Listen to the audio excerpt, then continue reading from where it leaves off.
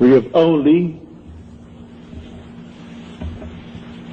to enlarge our conception of causality, to excuse everything and forgive all.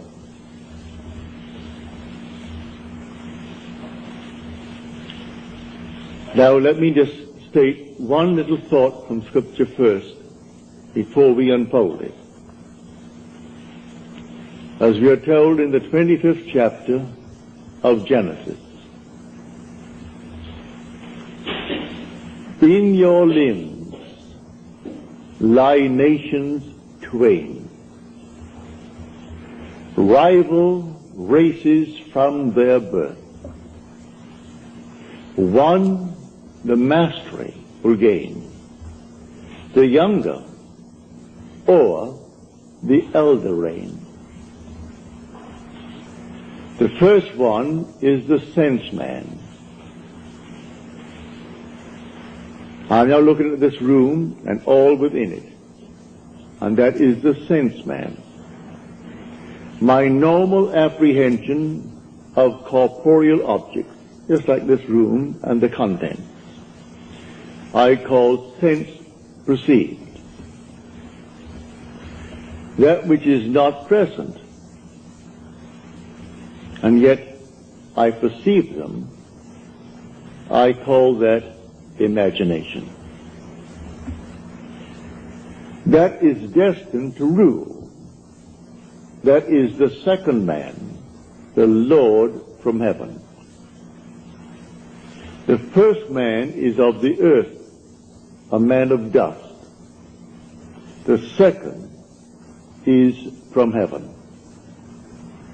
So here we are in this world, and this is the world of this dual state within every child born of woman.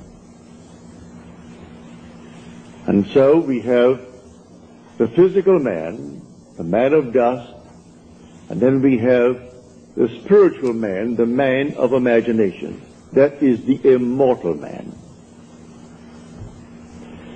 When I see this picture of the duality of man and how all things are created by this hidden man, I forgive everything in this world that the physical man does.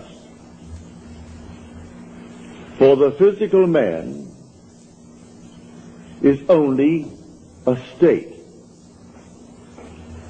One being is playing all the parts. The part played by the thief is the same being playing the part of the judge who judges the thief.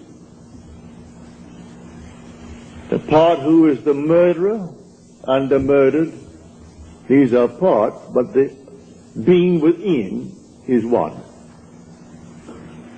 Now let me explain it first in the beginning with a simple story.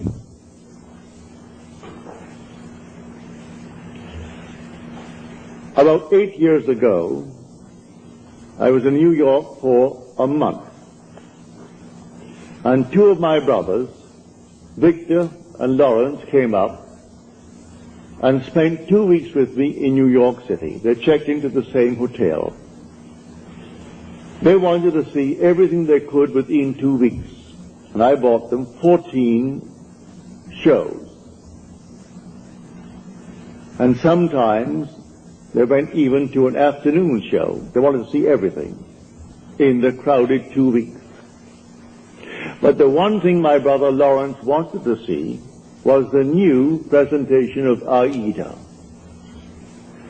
Well, the papers said it was sold out from the very moment that it was stated, a new presentation. Same music, naturally. The same score, but new scenery, something new about it. And this captured the imagination of all opera lovers, and they all wanted to see Aida. The one thing he wanted to see was Aida. But the papers had huge big ads. Not one seat is available. Come down and buy seats for the other shows. And this was the old opera house around 40th Street and Broadway. It ran from Broadway to 7th, the old Metropolitan. So this morning we set out. I said, it doesn't really matter. I said, let us go. We have to go down and have lunch anyway. We will go and just see. We got there, and these huge big signs on the outside, no seats for Aida available. And they were plastered all over the Metropolitan. I went in, and there were 3 lines leading towards the 3 windows, selling tickets for the entire season. And there was no seat for Aida. I got into the first line. It was a very long line. Then I saw the 3rd line from me moving more rapidly than the 1st and the 2nd. So I moved over to that line. Then we all moved rapidly forward. As we got to the window, and seemingly no hope of getting tickets, but before I left my hotel room, I simply assumed that I had the tickets for my 2 brothers. I didn't want to go. They wanted to see it. So I assumed that I gave them the ticket. I got into this line and we moved rapidly towards the window. As we got there to the window, a tall, blond man, he was about, he must have been 5'11", he must have been about 6'4". He stretched his hand up over my head and diverted the ticket seller as he asked a question, while one in front of me is buying seats not for Aida, because that's completely sold out. He is buying 2 other seats for some other opera. Then he departed after he diverted the man's attention. This man pushed on some bills under the window. And then, as the teller looked at the money, and this man is at the door now, the tall, blond fellow. And he gave this man the ticket, and then suddenly he said, well, he only gave me $3. He should have given me, and he mentioned the money he should have given me. At that, he was bewildered. The teller was bewildered. I turned around and I screamed at that tall blonde. I said, sir. I screamed so loudly he couldn't stop but be attentive. He turned around and I said, come back here. You're wanted. He came back like a little child being led by the nose. He came back and he said, what's wrong? And the man said, this is all that he gave me. 2 $1 bills. He said, oh no, you didn't. He gave you 2 10s. Then I said, no, you didn't. I was standing right here. I saw what you did. You gave him 2 $1 bills. That's all that you gave him. The man is flabbergasted. He was so completely dumbfounded, he didn't know what to do. I said, I am standing here. I saw exactly what was done. Then he opened up his purse, and here was a stack of 1s, and he had a $20 bill and 2 10s. He said to the man, when will you discover your mistake? Because I gave you 2 10s. And the man said to him, at the end of the season. And with that, it was closed. And the man then took out the money and paid for the ticket and took back his 2 1s. Then I say to him, I want 2 seats for Aida tonight.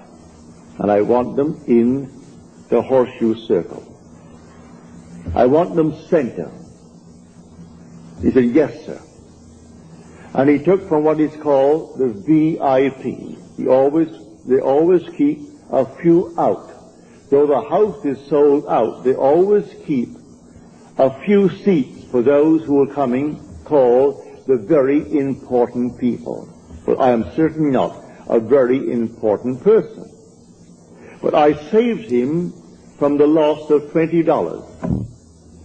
And he quickly took the 2 seats out and said to me, $20. I gave him the $20, went back and gave the 2 seats to my brothers. Now, a state called a thief. These 2 men have chosen to be thieves in their world. They're con men. It's perfectly all right. God made everything for its purpose, even the wicked, for the time of trouble. Read that in the 16th chapter, the 4th verse of Proverbs. He made everything for its purpose, even the wicked, for the day of trouble. Well, the day of trouble may not be a war. I was troubled. How to get these tickets? That's a moment of trouble. And I simply assumed that I had them. And I simply played my part in my imagination before I left my hotel room, that my brothers are going to see this show this night of Aida, the new presentation of Aida. Then 2 who have already given themselves over to the state of a thief, they had to actually come right into the line. I took the first line, then I moved over to the 3rd line because I saw it moving more rapidly. So he comes over to the 3rd line and plays his part beautifully. If he had not done what he did, I would not have received those tickets because I am not a very important person. But the man looked me in the eyes and said, here is an honest man. As far as he is concerned, I am an honest man who saved him from losing $20. And so he quickly took out the 2 seats. I paid for them, naturally, he didn't give them to me. I was willing to pay for my seats, but you couldn't buy them. All over the place, sold out, sold out, sold out, all over the Metropolitan Opera. You could paste it on the walls, and in a huge big ad in the paper, Aida is sold out. And I went that day and got those seats right in the circle, in center row for my 2 brothers, because one man played his part beautifully. He had given himself over to a con man. He finds it easier to make a living being a con man. There are those who are pickpockets. There are schools that teach people to be pickpockets. Do you know that? They come right out of the school and go into a profession. All right, that's their part. They play that part. Now you play your part beautifully, and one of them can be instrumental in getting you what you want in this world. So I wanted 2 seats for Aida. Were it not for a con man in that world, I would not have had those 2 seats. So he comes into the line where I was in the line. He comes forward, and just as I got to the ticket window, he puts his hand over my head to divert the man's attention. And the one in front of me, who is buying 2 seats, not for Aida because you can't get them. He is buying 2 seats for something else. And he puts out $2 bills instead of 2 10s. And then this man starts, and I turned around as though I was inspired. And with my full voice, I said, "Sir, come back here." He had to come back. So he came on back just like a little child and stood next to me, and he looked down at me. He wouldn't dare budge. When I said, "You didn't give him anything more than what he's showing you now. You give him exactly what he's showing you." Because I was here and I stood next to you. He was helpless. He couldn't hit me. He was many inches my height. I'm 5'11", and he may be about 6'5" or more. A strong, strapping blonde. But he was impotent in my presence when I called him back. He only played the part. So should I not forgive him? There are infinite states in this world. And all you have to do is forget states. You play your part. And every state necessary to make your part come to fulfillment will be present at the moment that you need it.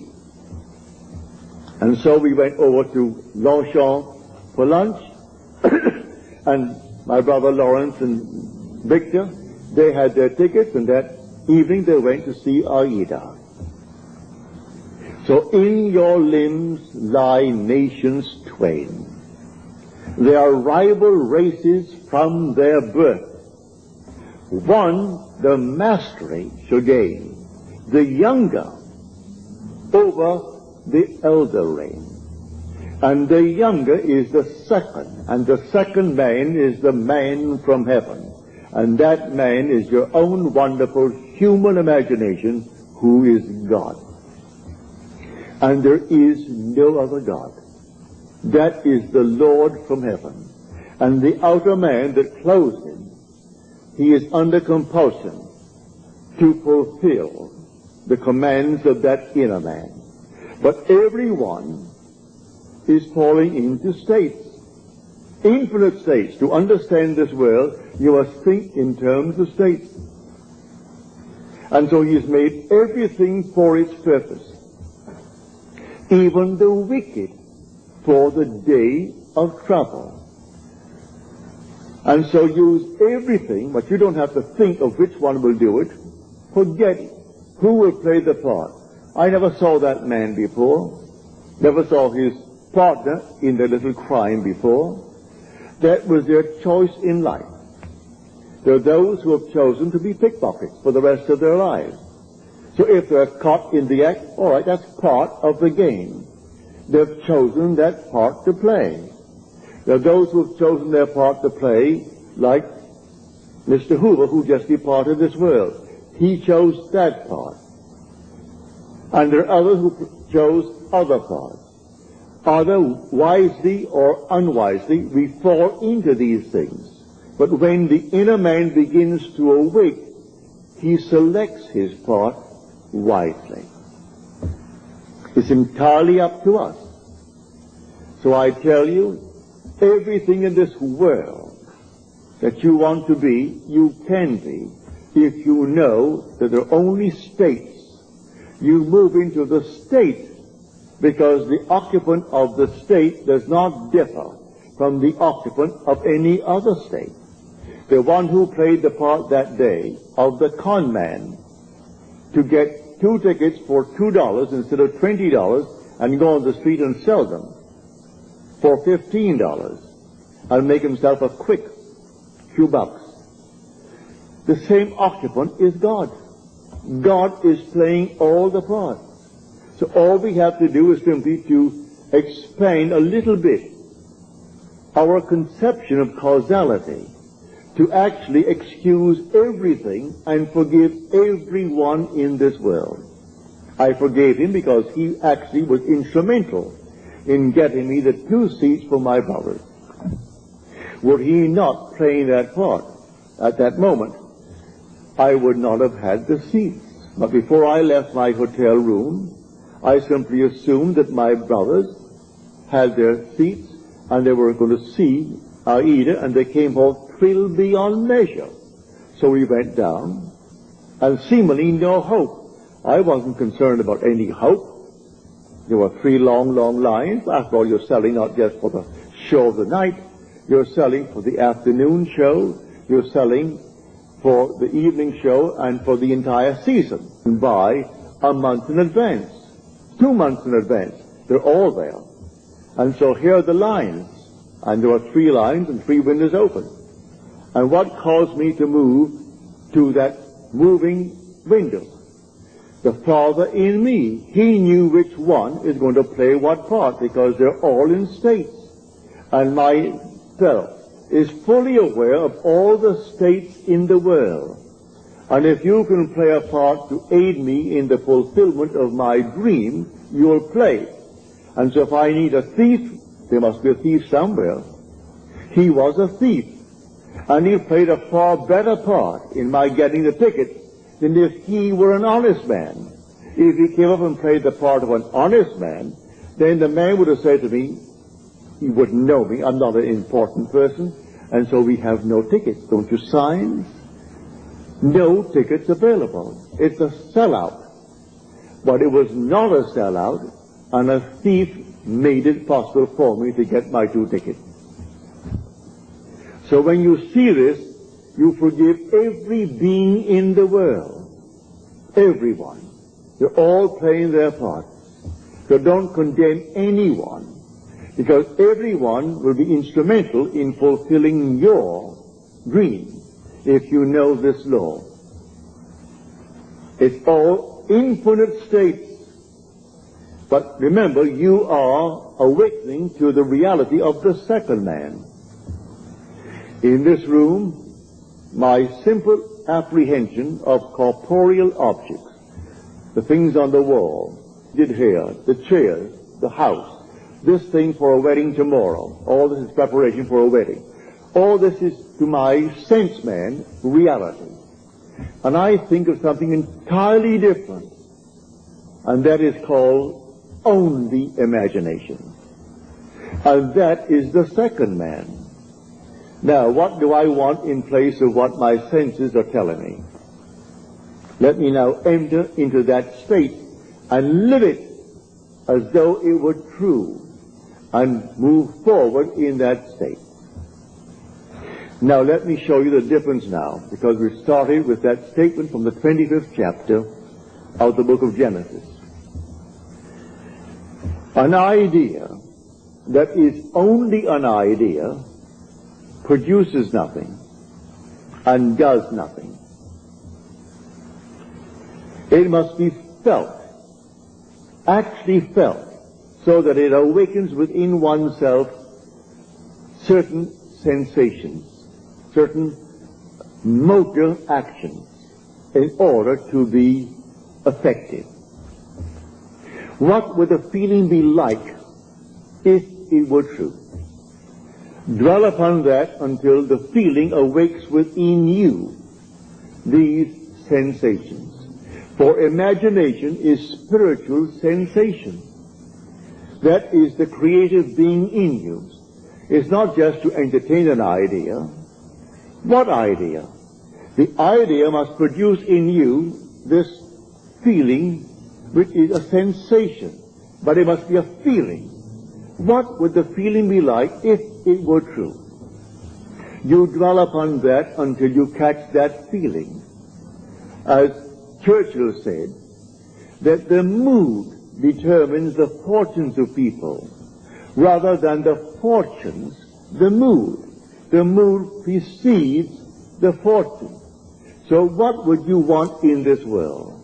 Well, contemplate it. What would the feeling be like if you had it? What would it be like if it were true? That is the story of Scripture. If I could only feel that I am already the man that I want to be, that I'm already the woman that I want to be, and feeling, then it's not only an idea, which as an idea without feeling will produce nothing. Now it has everything, because in this story he said to the second man, "Come close, my son, that I may feel you." The secret is in the feeling. So Esau went out. He is the first man, covered with hair, the outer man. And Jacob is the inner man, the man of imagination, who is hairless. It isn't 2 little boys. These are only symbols. It's all in man. So come close, my son, that I may feel you. So he comes close and deceives his father through feeling. So the father feels, and he feels him just to be externally real. You can do it. There is no flower in your hand, but you can feel the soft velvet feeling of a rose. You can smell a rose, though it's not physically present. Try it. Try all these things with the inner man, And when you can actually feel it so that you raise your imagination to the point of sensation, to vision, then the whole thing is done. It's done in a way you do not know it's going to happen. If it takes a thief to aid you, then you forgive the thief.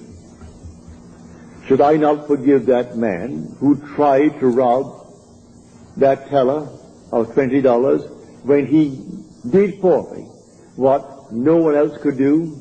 I could go to all the brokers in New York City and they couldn't get me 2 seats. I could go to anyone and they couldn't get me 2 seats for my 2 brothers. And I wanted them to have the joy of seeing the new presentation of Aida. So I went myself prepared in my imagination that I had 2 seats. And it took a thief to be instrumental in getting me the seat. Should I not forgive him for the part he played? He went to the door, this tall giant of a man, looked back at me, but he wouldn't have the courage to come up and slap me. There was something in me that dwarfed him in his own mind's eye. So in spite of his height and his bigness and his strength, he couldn't dare strike me, for I was speaking from a different level of consciousness altogether. So I didn't condemn him. He played the part he had to play, and by playing it, I got the seat. So all we have to do is simply to widen, just widen a little bit our conception of causality, to actually forgive all in the world, to excuse everything in the world. They're playing their part. So tonight you want a bigger job, you want more money in this world, you want, and you name it. Well then, it may be a thief who is going to aid you in the getting, without knowing he is doing it. Don't judge him, don't condemn him, just simply you go forward knowing that I have ways and means that the physical man knows not of. My ways, the inner man's ways, are past finding out. And you simply go forward in the assumption that you have already achieved what now is only a wish as far as the world is concerned. But you enter into the wish as though the wish is already fulfilled. So what would the feeling be like? Come near, my son, that I may feel you. And so he comes close.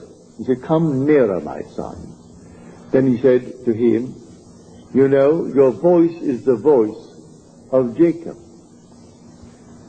But your hands, your neck, and your scent, you have the feel of my son Esau. Esau is the outer world.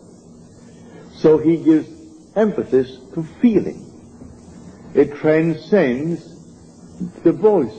The voice was Jacob, but the feeling, the touch, was that of an external world. He could feel the external world. It was a self-deception. He deceived himself into believing that what he desired, he had. It's not 2 little boys born of a woman. All this is parable.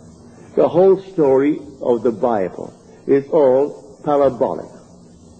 Telling stories that unless you have the depth to understand it, well, then you'll never really.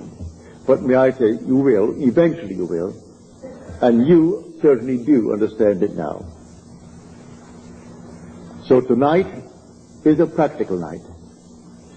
Do you know this night what you want? Really what you want? Well, if you do the same thing I did in getting the 2 seats. Do what I did when I was locked out completely from marrying the girl I wanted to marry. I simply assumed that she slept there, I slept here, and I went sunk to sleep, and in 1 week my wife did an act which certainly I must forgive. In the eyes of the world, she is condemned for taking what she did not pay for. And yet because of that act, I got my freedom. Then who is the culprit? Am I not?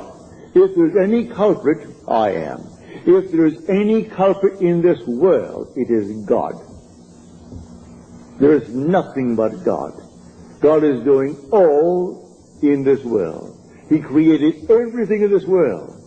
And so if in me he is the second man, and the second man is my imagination, and that is God. For man is all imagination, and God is man, and exists in us, and we in him. The eternal body of man is the imagination, and that is God himself.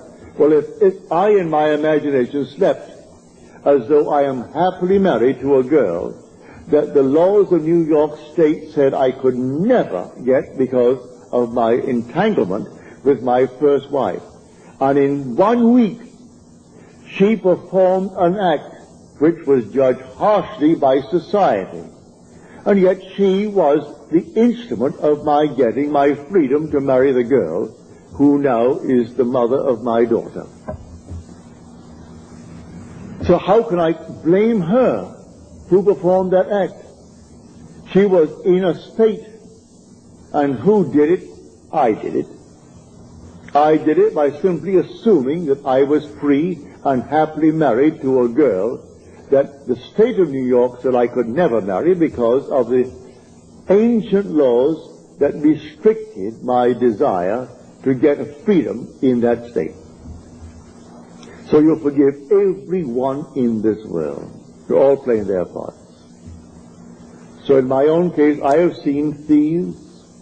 I have seen all kinds of people play their parts. They were instruments in the fulfillment of my desire. So how can I ever condemn all? So the last cry on the cross, Father, forgive them. They know not what they do. Forgive them. The whole vast world is playing until he awakes in that body.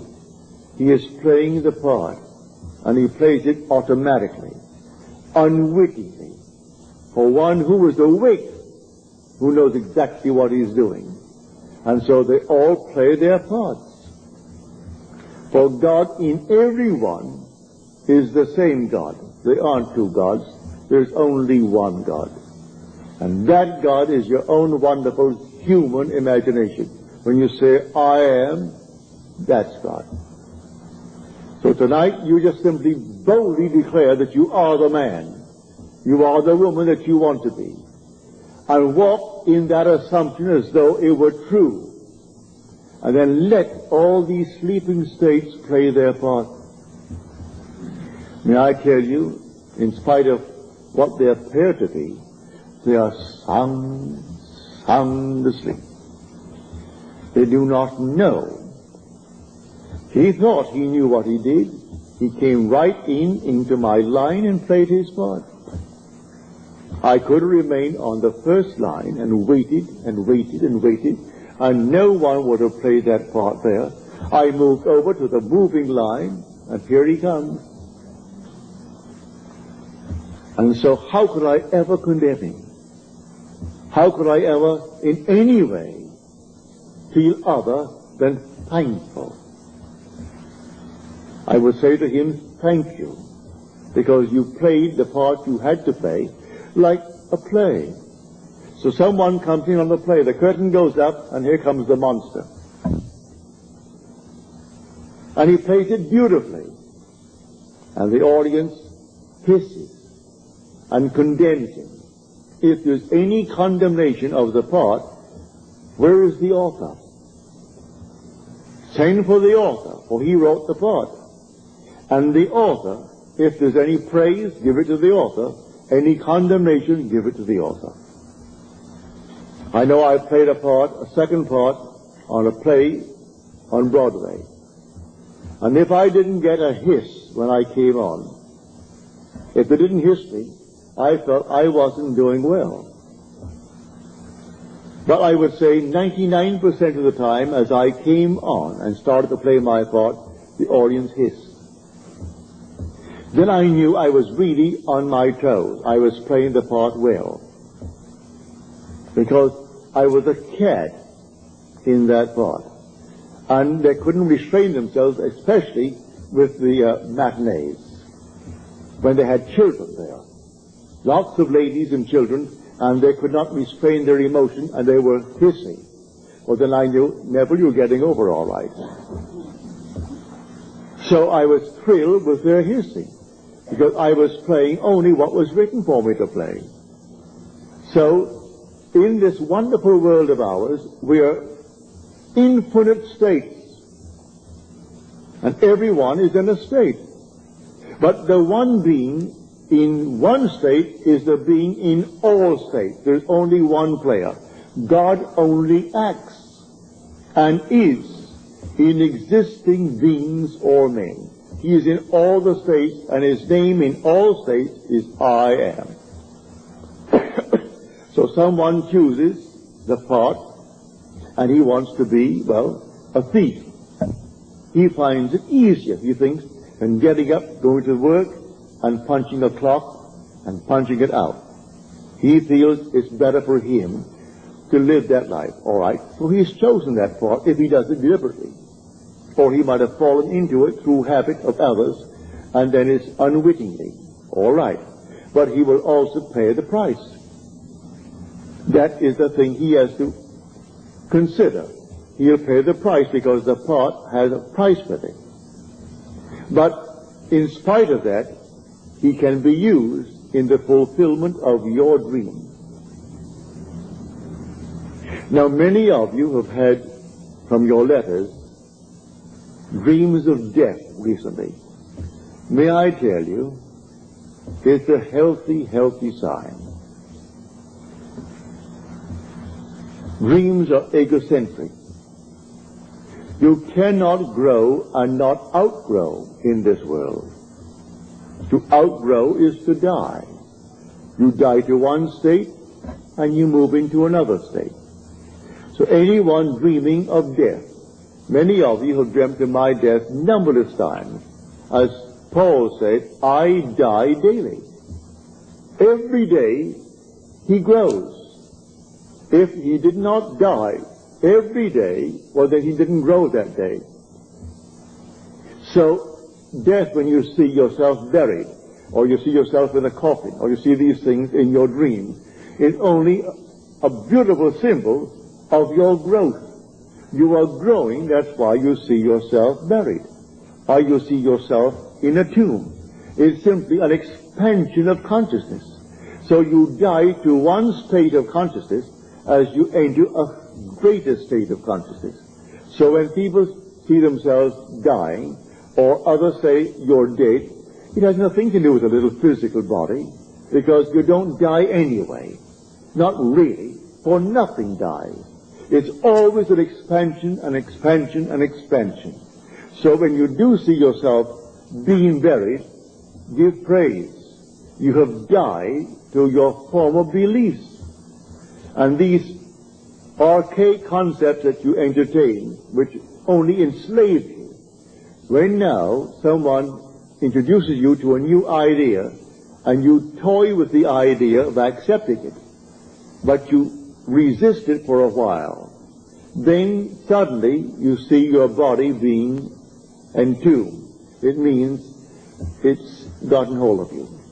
These new ideas that will call you to an expansion of yourself, and so the old man dies that the new man may live. A seed must fall into the ground and die before it can be made alive. If it does not fall into the ground and die, then it cannot bring forth fruit. It simply remains what it was before. So if it dies, it bears much fruit. So don't be afraid of any vision of death. Death is the most glorious symbol in the mysteries of the expansion of consciousness. Man is expanding and expanding and expanding in this world. And one day, his wonderful imagination will awaken. And that is God. Then he sees the whole vast world as sleepers. All sleepers, and how can you condemn the sleeper? So he played his part. He played it beautifully. I can see all these things in my world where people play so many marvelous parts. And there were some to sleep, and they thought they were so alert, going to get the better of me. And their attempt to get the better was exactly what I needed to move on. Just move on. They had no idea they were playing their part beautifully. So I forgive all the thieves that came into my world. Even those who actually took from my pocket by not giving me what the contract called for. I thank them, because it simply allowed me to become all the more secure upon my own feet, and not think for 1 second that I depended upon them or upon anyone else in this world. So let them go their way. They're all sound asleep, playing their parts. But this thing that happened, I would say about 7, 8 years ago, it was so forceful in my mind. My brothers thought that I was very courageous with this giant over my head to do what I did. It wasn't any courage. At that moment, I saw what he did. And when I said to him, you didn't do it at all. I saw what you did. You stuck $2 there, and there they are. You didn't give him any $10 bills.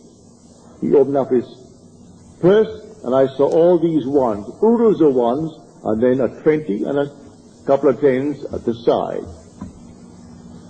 And then he pulled out the 10s and gave them and took his 2 1s back.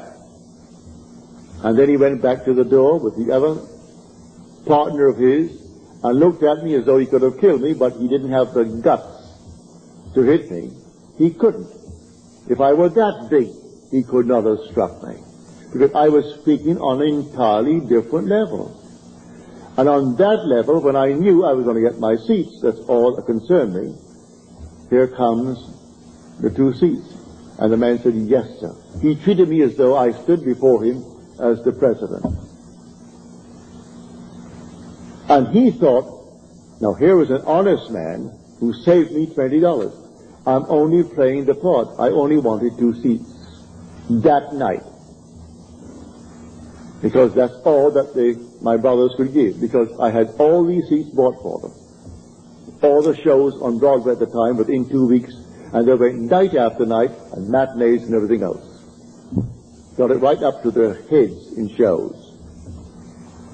So I'm telling you, if you know of this dual being within you, in your limbs lie nations twain, rival races from their birth.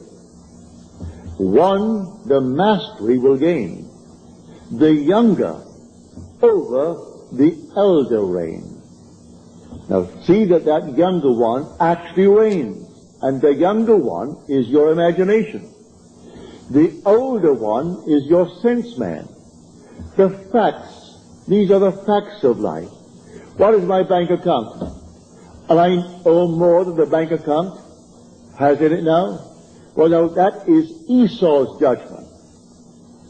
Now, Jacob puts in 50 times what is there now. In my mind's eye, I have deposited 50 times more than is there. How it's going to happen, I don't know. I don't know any more than I knew that day when I started off for the Metropolitan Opera, how I'm going to buy seats. When the papers tells me you can't buy a seat, huge big ad, save your time, don't come. All other seats are available, but not for Aida. I go down only for Aida, and I get them, because of a seeming thief played by the part of God. For God plays all the parts in the world. There is nothing but God. And say, I am, that's God. That is the Lord Jesus within you. That is your immortal being that cannot die. He cannot die. That is your eternal self when you say, I am. Imagination is not some vague essence. It is a body, a reality, an infinite body that is so perfect when it's awakened that in its presence everything is made perfect. But while it is awakening, it exercises that power. and draws into its world everyone that can play the part for its fulfillment of its dream. So here, I hope you heard it clearly. I hope I've made it as clear as I can, because tonight should be a very practical night. That you will go out knowing who you are. You are a dual being. But the first man is of the dust, and to dust he returns. That is the man of earth. The second man is the Lord from heaven, and he cannot die. That's your own wonderful human imagination. It cannot die. But it sleeps embodied in this tomb. And one day it will awaken. As I've told you in the past, the symbolism of Scripture will surround you. It's perfect. It is true. Everything told you in Scripture as to his birth, you are going to experience. And then your imagination awakens. And you trust no one but it. Only this being within you do you really worship. Let them give all the medals and all the honors to this, that, and the other, to the little earthly man. It doesn't interest you.